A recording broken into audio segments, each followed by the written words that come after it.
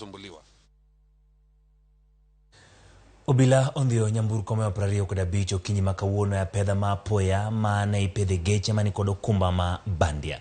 Weg Nyamburko go ibiro chwalo e doho ne ketho ma ojukgigo.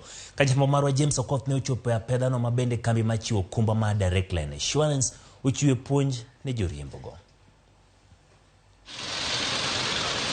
E apaya ma ochomo Nairobi, karakek yore makachok e kardak manyalenda. Obila ne oketo agenga mar ndhiyo Nyamburko ma okolore gi dwaro mar chike ndara. Kagitudore gi kambi mar Direct Line Insurance machiwo okumba kata insurance ne Nyamburko, obila ne owuok oko mar yango Nyamburko ma okumba maggi bandia.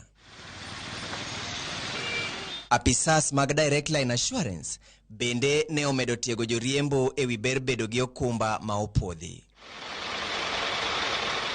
E apaya ma ochomo Busia, picha ne en macha. Ka weg Nyamburko moko ni fwenyo ni riembo maonge okumba. E kinde mathothgi ni fwenyo ni tiyo gi okumba mabandia. Wilson Maina, ma otelo ne chenro mag nonro e kambi Direct Line Insurance, opuoyo apedhano ma otim Kisumu ka oyango ni tim mar tiyo gi okumba mabandia sani oore e pachoka. Osingo ni gibiro medo tudore gi obila e puonjo jopiny kod kao okang' ne joketh chik. Koyango kwand Nyamburko mane ondhi e boseche 2 mar apedha, apisa mochung' ne chenro mag apaya e alwora ma Nyanza, Alan Mangi, osiemo achudhe ma jochiwo okumba ma ok opodhi kendo lero ni apedha makamano biro dhi nyime. We have conducted an operation to check on vehicles that are moving on our loads with fake insurances. We have netted 25 saloon cars, 10 without insurances, and 15 with fake insurance stickers. Omedo ni apedha makamano itimo mar neno ni weg Nyamburko orito mwandugi e kinde ma jowuoth bende oyudo konyruok mar okumba e kinde masira mag apaya. And this is not because of police, it's because of your own safety.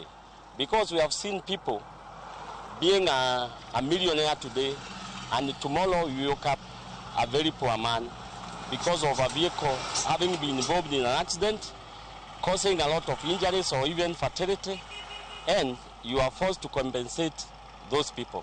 Kojiwo paro mar chwalo apedha makamano, jakom weg matatu e boma ma Kisumu, Charles Obuya, oywakne achudhe mauso okumba ma ok opodhi kendo kwayo weg Nyamburko mondo obeda kicha e kinde ma ging'ado okumba. Akwayo ni sasa ya midhi ng'ado insurance, te mondo ing'e ni to insurance ming'ado ni en maber koso ok en maber.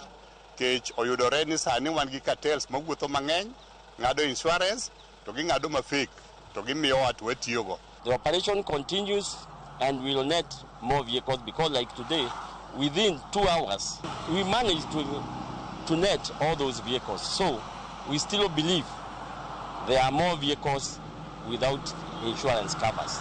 Kaluwore gi kambi machiwo okumba mar Direct Line, weg Nyamburko koro nyalo fwenyo ler mar okumba ma ging'ado ka gioro namba mar gari kata namba plate kaka ote machuok e namba 234554. James Okoth, Ramogi TV. Kaudhi nyime kod report mosebedo kwaluwo, doho ogolo chik ni Nancy Kizungu mabino ng'ere gi nying mar oledhi kaka madhe wangara mitudo kod ohand yedhe mamero ji med geng'ne e odang'ech nyaka biwinj mang'ad bura momakne. Okang' makamano kao bang' ja ng'ad buche Njeri Thuku tamro weyo Kizungu Girambun. Jal bura no koni madhe wangara nyalo rocho bura modo nego kendo oko winjore we thulo. Kizungu yando chwalo kwayo mondo do we Girambun kawacho ni ojami dekre. Kendo bende otuono Rambun Eugene Jumba mabende na chich e buch ohand yedhe ma Kilumer. Dono mata utijene paunde kema JK. Kata kamano golo chik mondo rawera mane omaki kod madhe wangara oter e kar rowere ma Kabete.